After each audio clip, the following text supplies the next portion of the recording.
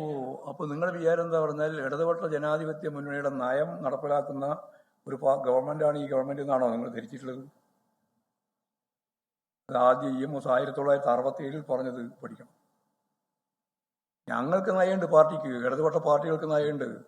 ആ നയം മുഴുവൻ ഈ ബൂർഷ്വാ രാഷ്ട്രീയ പ്രസ്ഥാനം, ഞാൻ നേരത്തെ പറഞ്ഞില്ലേ, എപ്പോഴും പറഞ്ഞുകൊണ്ടിരിക്കുന്നതാണ് ഭരണകൂടം എന്ന് പറയുന്നത് കുത്തക മുതലാളിത്തത്തിന്റെയും ഭൂപ്രഭുത്വത്തിന്റെയും സാമ്രാജ്യത്വത്തിന്റെയും വർഗഘടനയുടെ ഭാഗമായി നിൽക്കുന്ന ഒരു ഗവൺമെന്റ് ഈ ഗവൺമെന്റ്. അല്ലാണ്ട് കമ്മ്യൂണിസ്റ്റ് ഗവൺമെന്റും അല്ല. ഇടതുപക്ഷ ഗവൺമെന്റ് എന്ന് പറഞ്ഞാൽ അതിന്റെ അർത്ഥം ഒരു സോഷ്യലിസ്റ്റ് സമ്പദ് വ്യവസ്ഥയിലേക്ക് പോയിരിക്കുന്നു എന്നുമല്ല.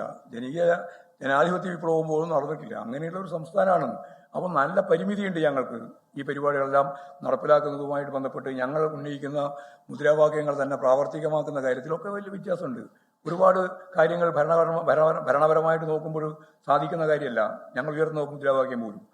പക്ഷെ ഇതെന്താ ഉണ്ടായതെന്നുള്ള ഉൾപ്പെടെയുള്ള കാര്യങ്ങൾ ഞങ്ങൾ CPI ഉൾപ്പെടെ ഞങ്ങളെല്ലാം യാതൊരു തരത്തിലുള്ള മുൻവിധിയും ഇല്ലാതെ ചർച്ച ചെയ്ത് ആവശ്യമായ നിലപാട് സ്വീകരിച്ച് ഇടതുപക്ഷ ജനാധിപത്യ മുന്നണി മുന്നോട്ടേക്ക് പോവുക തന്നെ ചെയ്യും. അതിൽ എന്തെങ്കിലും തർക്കം ഉണ്ടാവും വിചാരിച്ചിട്ട് ഇപ്പോ കാത്തിരിക്കുന്നത് പോലെ UDF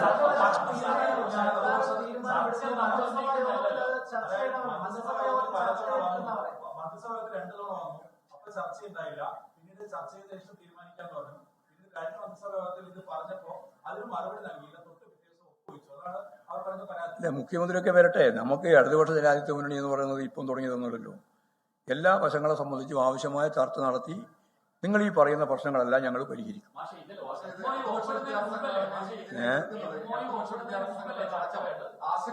ഞങ്ങൾ തന്നെ ആശങ്ക പ്രകടിപ്പിക്കല്ലേ, പിന്നെ നിങ്ങളിതിനെ വേറെ വിഷമിക്കുന്നത്? ഞാൻ തന്നെ പറഞ്ഞില്ലേ ആശങ്ക. ഞങ്ങളിതിനെതിരാണ്, അന്നും എതിരാണ്, ഇന്നും എതിരാണ്, നാളെയും എതിരാണ്. അത്രയും പറഞ്ഞാൽ പിന്നെ വേറെ നിങ്ങൾ അതിൽ കൂട്ടിച്ചേർത്ത് പറയേണ്ട കാര്യമുണ്ട്. ഞങ്ങൾ ഉറപ്പായിട്ട് നിലപാടല്ലേ സ്വീകരിക്കും. ഞങ്ങളുടെ നിലപാട്, അതായത് പാർട്ടിയുടെ നിലപാട്, ഈ PM-ശ്രീ പദ്ധതി ഉൾപ്പെടെയുള്ള കാര്യങ്ങൾ നിബന്ധന വെച്ച് ഗവൺമെന്റിനോട് ഫെഡറൽ സംവിധാനത്തിന്റെ ഭാഗമായിട്ട് കൈകാര്യം ചെയ്യേണ്ടുന്ന ഒരു സമൂഹത്തിൽ അതിൽ നിന്ന് വ്യത്യസ്തമായ വലിയേട്ട നിലപാട് സ്വീകരിക്കുന്നു എന്നുള്ളത് ഒരിക്കലും വെച്ച് കുറിപ്പിക്കാൻ സാധിക്കുന്ന ഒന്നല്ല. ആ നിലപാടിൽ നിന്ന് ഞങ്ങൾ മാറിയിട്ടില്ല. എന്നാൽ ഞാൻ നേരത്തെ പറഞ്ഞതാണ് പ്രശ്നം. ആയിരക്കണക്കിന് കോടി ഉറുപ്പിക കേന്ദ്ര ഗവൺമെന്റ് ഞങ്ങൾക്ക് നൽകേണ്ടുന്ന പണം തരുന്നില്ല. ആ തരാതിരിക്കുന്നതിന്റെ ഭാഗമായിട്ടുള്ള പ്രശ്നങ്ങൾ കൈകാര്യം ചെയ്യേണ്ടിയുണ്ട്. ആ കൈകാര്യം ചെയ്യേണ്ടത് ഉൾപ്പെടെയുള്ള കാര്യങ്ങൾ ഇടതുപക്ഷ ജനാധിപത്യ മുന്നണി എന്ന രീതിയിൽ ആവശ്യമായ സമയമെടുത്ത് ചർച്ച ചെയ്ത് പരിഹരിക്കും എന്നുള്ളതാണ് ഞാൻ പറയാനുള്ളത്. ഞാൻ ഒരു കാര്യം നിങ്ങൾ പറഞ്ഞില്ലേ, എന്തെല്ലാം പ്രശ്നങ്ങളുണ്ടോ ആ പ്രശ്നങ്ങളെല്ലാം പരിഹരിക്കുന്ന മുന്നണിയാണ് ഇടതുപക്ഷ ജനാധിപത്യ മുന്നണി. അത് നിങ്ങൾ UDF-കാരിപ്പം തന്നെ തുടങ്ങി ഞങ്ങൾ മുന്നണിയിലേക്ക് ക്ഷണിക്കുന്നു. അമ്മാതിരി UDF തന്നെ. അതേ CPI-ക്കാർക്ക് തന്നെ പ്രശ്നങ്ങൾ ഉണ്ടാവുമല്ലോ, ഉറപ്പുണ്ട്. ഞങ്ങൾക്ക് പ്രശ്നമുണ്ടല്ലോ, പിന്നെ CPI-ക്കാർക്ക് പ്രശ്നം ഉണ്ടാവില്ല. CPI ഉൾപ്പെടെയുള്ള ഇടതുപക്ഷ ജനാധിപത്യ മുന്നണി വിശാലമായ അർത്ഥത്തിൽ ഈ കാര്യങ്ങളെല്ലാം ചർച്ച ചെയ്ത് ആവശ്യമായ കൃത്യതയോടുകൂടിയുള്ള നിലപാട് സ്വീകരിച്ച് മുന്നോട്ടേക്ക് പോകും.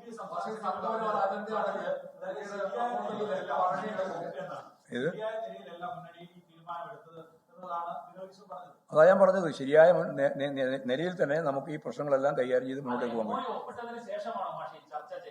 എത്രയോ കൊല്ലക്കാരായി ചർച്ച നടത്തിക്കൊണ്ടിരിക്കല്ലേ, ഒരു ദിവസമല്ലല്ലോ ഈ പ്രശ്നങ്ങളൊന്നും വരുന്നത്. ഞാൻ നേരത്തെ പറഞ്ഞ് നിങ്ങൾക്ക് മനസ്സിലായില്ലേ, ഒരു പ്രശ്നം മാത്രമല്ലായിരുന്നു. ഏതെല്ലാം മേഖലയിൽ ഫണ്ട് കിട്ടുന്നതുമായി ബന്ധപ്പെട്ട പ്രശ്നമുണ്ട്. അതെല്ലാ മേഖലയിലുണ്ട്. വ്യാവസായിക മേഖലയിലുണ്ട്, കാർഷിക മേഖലയിലുണ്ട്, ഉന്നത വിദ്യാഭ്യാസ മേഖലയിലുണ്ട്, ആരോഗ്യ മേഖലയിലുണ്ട്. അങ്ങനെ നിരവധി മേഖലയിൽ എല്ലാറ്റിലും ഈ നിബന്ധനകളുണ്ട്. ഈ നിബന്ധനകൾ ഉള്ളപ്പോഴും തന്നെ ഈ ഓരോ മേഖലയിലും നമ്മൾ പണം വാങ്ങിയിട്ടുണ്ട്. അപ്പോൾ ഓരോ മേഖലയിലും പണം വാങ്ങുന്ന സന്ദർഭത്തിൽ ഉണ്ടാകുന്ന നിബന്ധനകളെ സംബന്ധിച്ച് നമ്മൾ ചർച്ചയും ചെയ്തിട്ടുണ്ട്.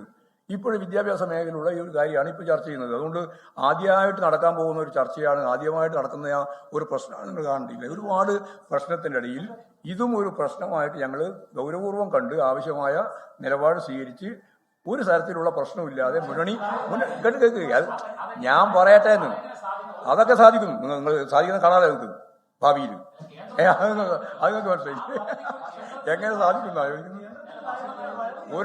ഒരു സംശയവും വേണ്ട. ഇടതുപക്ഷ ജനാധിപത്യ മുന്നണി ഒറ്റക്കെട്ടായി ഈ കേന്ദ്ര ഗവൺമെന്റിന്റെ ഈ നിലപാട് ഉൾപ്പെടെയുള്ള സമീപനത്തിനെതിരായിട്ട് പൊരുതി മുന്നോട്ടേക്ക് പോവും. അതിൻ്റെ ഇടയിൽ വരുന്ന ഓരോ കാര്യവും ഇടതുപക്ഷ ജനാധിപത്യ മുന്നണി മുമ്പും ചർച്ച ചെയ്തിട്ടുണ്ട്, ഇനിയും ഞങ്ങൾ ചർച്ച ചെയ്യും. ചർച്ച ചെയ്ത് ആവശ്യമായ നിലപാട് സ്വീകരിക്കും. അതിൽ മുഖവിലക്ക് എടുത്തുകൊണ്ട് തന്നെയാണ് CPI-യെയും ഞങ്ങൾ കാണുന്നത്.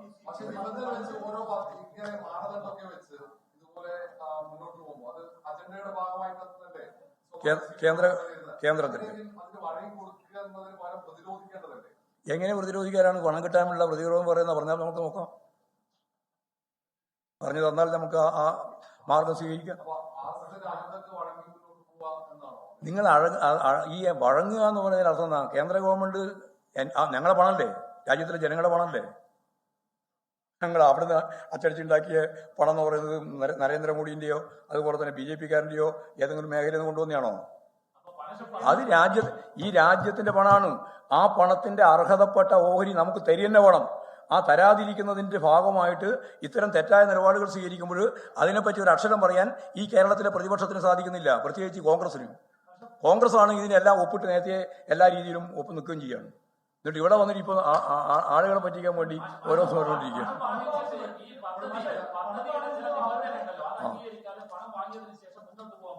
അത് നോക്കാം നമുക്ക് എങ്ങനെയാ പോകുന്നത്. അതൊക്കെയല്ലേ ഞാൻ പറഞ്ഞ ചർച്ച ചെയ്യാം.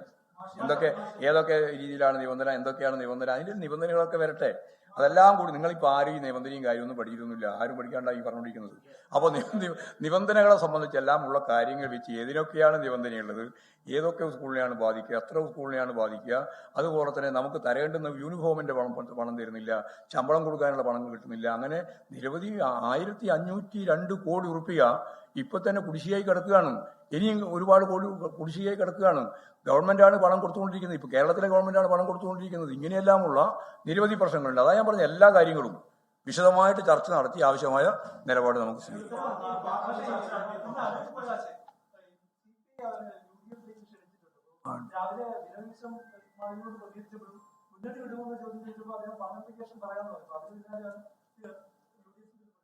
അല്ല, എനിക്കതിലൊന്നും യാതൊരു മറുപടി പറയാനില്ല. കാരണം എന്താ പറഞ്ഞാൽ ഇത് ഏറ്റവും ശക്തമത്തായ ഒരു ഇടതുപക്ഷ ജനാധിപത്യ മുന്നണിയാണ്.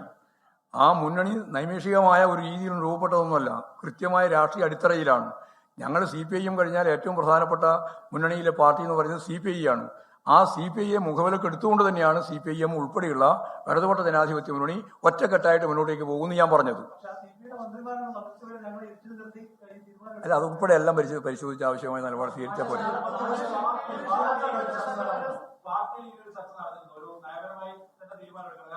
പാർട്ടി ഇപ്പോഴൊന്നുമല്ലല്ലോ, എത്രയോ കൊല്ലമായിട്ട് ഈ കാര്യം ചർച്ച ചെയ്തുകൊണ്ടിരിക്കുകയല്ലേ. PMC ഉൾപ്പെടെ ഞാൻ നേരത്തെ പറഞ്ഞില്ലേ, PMC മാത്രമല്ല, ലോകബാങ്കുമായിട്ട് ബന്ധപ്പെട്ട പ്രശ്നം ഉണ്ടായിരുന്നില്ലേ, ADB ആയിട്ട് ബന്ധപ്പെട്ട പ്രശ്നം ഉണ്ടായില്ലേ. കേന്ദ്ര ഗവൺമെന്റ് ആദ്യകാലത്ത് നെഹ്റുവിന്റെ കാലത്ത് പഞ്ചവത്സര പദ്ധതിക്ക് നിബന്ധനകളില്ല. പക്ഷെ ഇന്ദിരാഗാന്ധി മുതൽ നിബന്ധന തുടങ്ങിയിട്ടുണ്ട്. അതിപ്പോൾ ശക്തിപ്പെട്ട് മുമ്പോട്ടേക്ക് പോവുകയാണ് BJP-യുടെ ഗവൺമെന്റിന്റെ കാലത്ത്. അത് നല്ലതുപോലെ മനസ്സിലാക്കിയിട്ട് തന്നെ ഞങ്ങളിതെല്ലാം നല്ലതുപോലെ ചർച്ച ചെയ്തിട്ടുണ്ട്. ഓരോ ഘട്ടത്തിലും ചർച്ച ചെയ്തിട്ടുണ്ട്. ഇപ്പം നിങ്ങൾക്കറിയാം, ഉന്നത വിദ്യാഭ്യാസ മേഖലയിൽ ഇതേപോലെ പ്രശ്നം വന്നപ്പോൾ പല ഫണ്ടും തടഞ്ഞു വെച്ചു. അപ്പോഴും ചർച്ച ചെയ്തില്ലേ? ആരോഗ്യ മേഖലയിൽ ചർച്ച ചെയ്തില്ലേ? അതേപോലെ തന്നെ വളരെ പ്രധാനപ്പെട്ട ഒരു മേഖലയായിരുന്നല്ലോ നമ്മുടെ ഈ വിവിധ മേഖലയിൽ, ഞാൻ ഓരോരോ മേഖല പറയുന്നില്ല, എല്ലാ മേഖലയിലും ഇങ്ങനെ ഫണ്ട് തടഞ്ഞു വെക്കുന്ന ഘട്ടത്തിലൊക്കെ നമ്മൾ ചർച്ച ചെയ്തിട്ടുണ്ട്. എല്ലാവരുമായിട്ടും ചർച്ച ചെയ്തിട്ടുണ്ട്. ഈ LDF-ഉം ചർച്ച ചെയ്തിട്ടുണ്ട്. ഇനിയും ചർച്ച ചെയ്ത് അല്ലാതെ ഞാൻ പറഞ്ഞല്ലോ നേരത്തെ.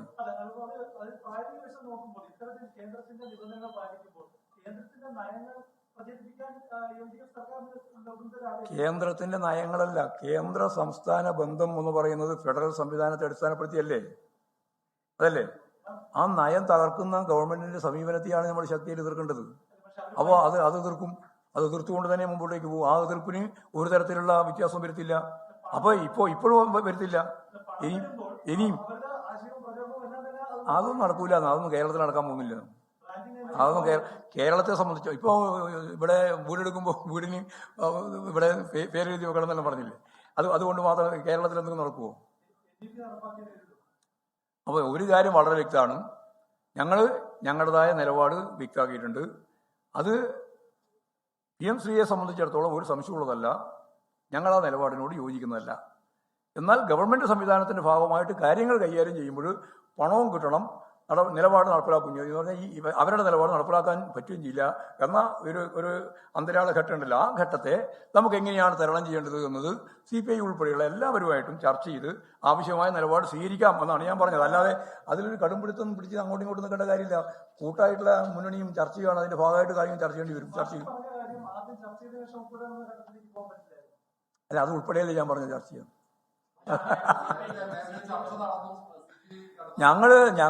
ഞങ്ങളൊക്കെ ആയിട്ട് എത്രയോ പ്രാവശ്യം ചർച്ച നടത്തിയിട്ടുണ്ടല്ലോ മുമ്പ് തന്നെ. ഇത് മാത്രമല്ല, ഞാൻ നേരത്തെ പറഞ്ഞില്ലേ, ലോകബാങ്കിന്റെ കാര്യത്തിൽ ചർച്ച ചെയ്തിട്ടുണ്ട്, അതുപോലെ തന്നെ ADBന്റെ കാര്യത്തിൽ ചർച്ച ചെയ്തിട്ടുണ്ട്, കേന്ദ്ര നിബന്ധനകളെ സംബന്ധിച്ചിടത്തോളം ചർച്ച ചെയ്തിട്ടുണ്ട്. ഓരോ നേരത്തെ എല്ലാം ഇപ്പൊ തന്നെ ഇതിന്റെ എല്ലാം ഭാഗമായിട്ടുണ്ട് വരുന്നു. അതെ, അങ്ങനെയാണ് നിന്നത് ഇതുവരെ. അപ്പൊ ഭരണപരമായ കാര്യങ്ങൾ എന്താണെന്നുള്ളത് മന്ത്രിയോട് കൂടി ചോദിച്ചാൽ കൃത്യമായിട്ട് നിങ്ങൾക്ക് മനസ്സിലാവും. ഞാനിതിലിപ്പോ ഒന്നിനെയും ഏതെങ്കിലും തരത്തിൽ നിഷേധിക്കാനോ ഏതെങ്കിലും തരത്തിൽ അംഗീകരിക്കാനോ അല്ല പുറപ്പെടുന്നത്. നമുക്ക് മുഖ്യമന്ത്രി ഉൾപ്പെടെ എല്ലാവരും വന്ന് ഇടതുപക്ഷ ജനാധിപത്യ മുന്നണി എന്ന രീതിയിൽ ഈ കാര്യങ്ങളെല്ലാം വിശദാംശങ്ങളാകെ ചർച്ച ചെയ്ത് കാര്യങ്ങൾ തീരുമാനിച്ച് മുമ്പോട്ടേക്ക് പോകാമെന്നാണ് പറഞ്ഞത്.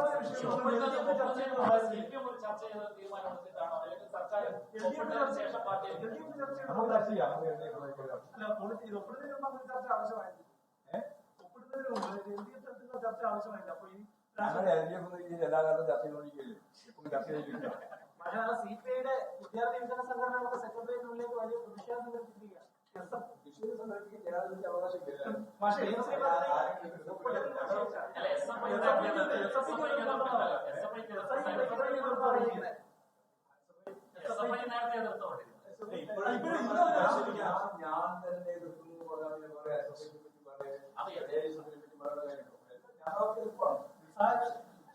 ലോകത്തെവിടെയായാലും ഏത് സമയത്തും 24 വാർത്തകളും ഓഗ്മെന്റഡ് റിയാലിറ്റി പാക്കേജുകളും എക്സ്പ്ലെയിനറുകളും വിശദമായി കാണാൻ ഞങ്ങളുടെ YouTube ചാനൽ നിങ്ങൾക്ക് സബ്സ്ക്രൈബ് ചെയ്യാം.